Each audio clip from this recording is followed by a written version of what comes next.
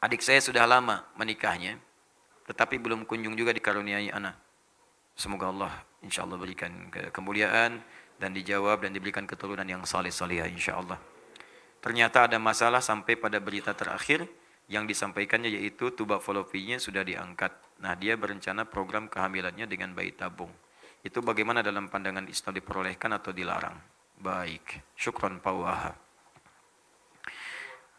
Baik, teman-teman sekalian, dalam kaidah fiqh itu sifatnya sangat fleksibel, sesuai dengan kondisi zamannya di era-era yang berbeda. Asal tuntunan nilai-nilainya mengikuti tuntunan-tuntunan yang telah dijelaskan atau diisyaratkan dalam Al-Quran atau juga dibimbing oleh Rasulullah Sallallahu Alaihi Wasallam. Kaidah pertama bagi perempuan, jika memang kemudian setelah menikah berikhtiar kemudian memohon kepada Allah untuk diberikan keturunan, maka silakan berikhtiar. Ya, ikhtiar pertama dari mulai berhubungan suami istri, sunnah bahkan berpahala di situ. Ya, ada dalilnya tuntunan di Quran misalnya surah ke-7 ayat 189.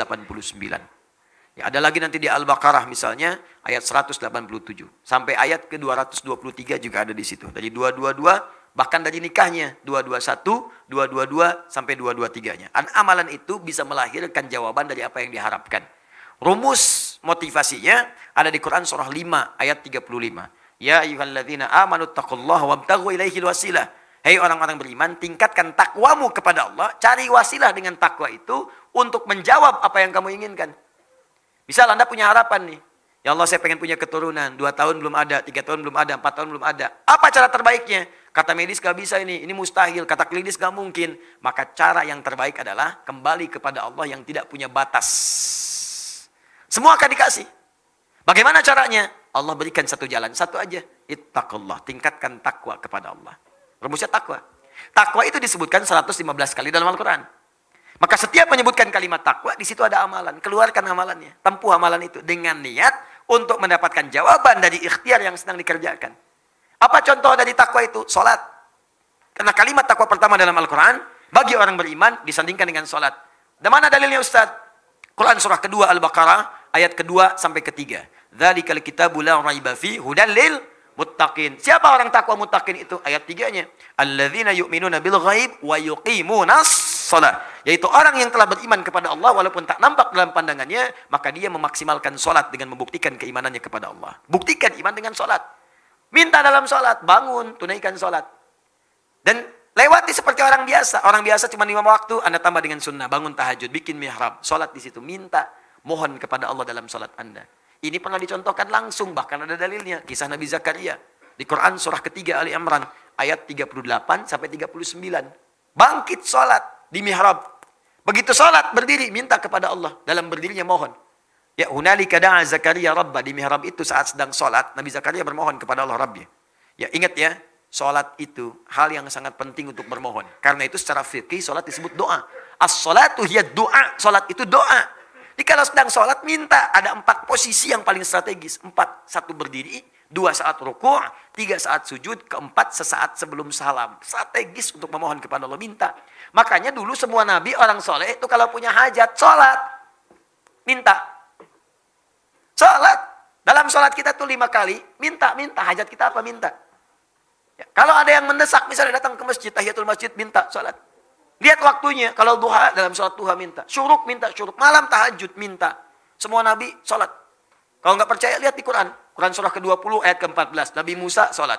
Nabi Isa sholat. Quran surah 19 ayat 31 sampai 33. Nabi Ismail tadi sholat. Quran surah 19 ayat 55. Bahkan minta keluarganya sholat. Wa kana ya'muru ahlahu bis sholat.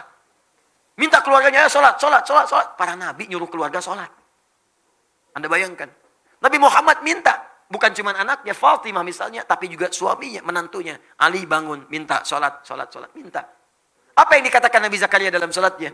Qala rabbi habli min ladunka dzurriyyatan thayyibah innaka sami'ud du'a. Ya Allah, mereka memvonis aku tidak mungkin punya keturunan. Mereka katakan mustahil karena istriku divonis secara medis itu monopus dan mandul. Maaf. Habli dari kata wahab. Wahab itu artinya pemberi yang tidak punya batas. Sifat Allah memberi yang tidak punya batas. Wahab. Ini dahsyat. Ini kalau ingin berdoa, awali dengan nama Al-Asma'ul Husna. Ayatnya jelas, Quran surah 17 ayat 110. Qulid Allah awid Rahman ayyamma tad'u falahul asmaul husna. Kalau punya hajat sebut nama Allah atau Ar-Rahman atau cari nama yang sesuai dengan hajatnya. Kalau butuh rezeki ya Razzaq. Besok mau ujian ya Alim, ya. Ini pengen punya sesuatu, kata manusia terbatas, cari yang tanpa batas. Wahhab. Wahhab permintaannya disebut hab. Kalau untuk banyak hablana, untuk sendiri habli. Qala rabbi habli min ladunka dzurriyyatan thayyibah. Ya Allah, saya mohon anugerahkan dari sisimu saja ya Allah. Engkau pemberi yang tidak punya batas. Mereka katakan saya terbatas. Aku mohon kepadamu yang tidak punya batasan ya Allah. Anugerahkan aku keturunan dari sisimu saja. Engkau pasti mendengar doaku. Kalau pada yang maha mendengar pun tidak dikabulkan, kepada siapa lagi aku mesti memohon. Itu dipanjatkan dalam keadaan berdiri, masih berdiri dalam sholatnya. Tiba-tiba kemudian selesai berdoa. Sholat belum selesai, masih selesai berdoa, masih berdiri dalam sholat. Turun jawaban malaikat. Ayat 39-nya, surah 3 ayat 39. Fanadathul malaikatu wa huwa qa'imun yusalli fil mihrab. Turun malaikat menyeru sedangkan beliau masih berdiri di mihrabnya, sedang sholat. Di sholatnya belum selesai. Anda bayangkan dahsyatnya berdiri, dahsyatnya dalam sholat. Berdoa dikabulkan, sholat belum selesai. Ustaz, kalau sudah dikabulkan begitu, nggak usah diterusin aja apa sholatnya Ustaz ya? Enggak juga. Sampai beres, sebagai syukur kepada Allah. Ya. Turun.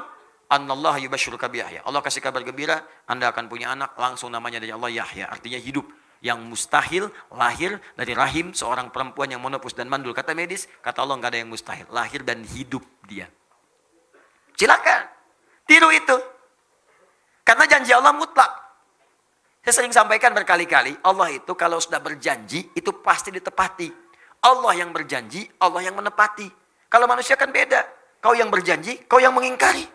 Ya. Kau yang awali, kau yang akhiri. Allah beda. Dia yang awal, dia yang akhir. Dia berjanji, dia menepati. Innallaha la yukhliful mi'ad. Allah tidak mungkin kemudian mengingkari janjinya. Pasti ditepati. Ya, jelas sampai di sini? Kapan itu terjadi? Cari situasinya sampai dengan Anda membaca kalimat iyyaka na'budu wa iyyaka nasta'in.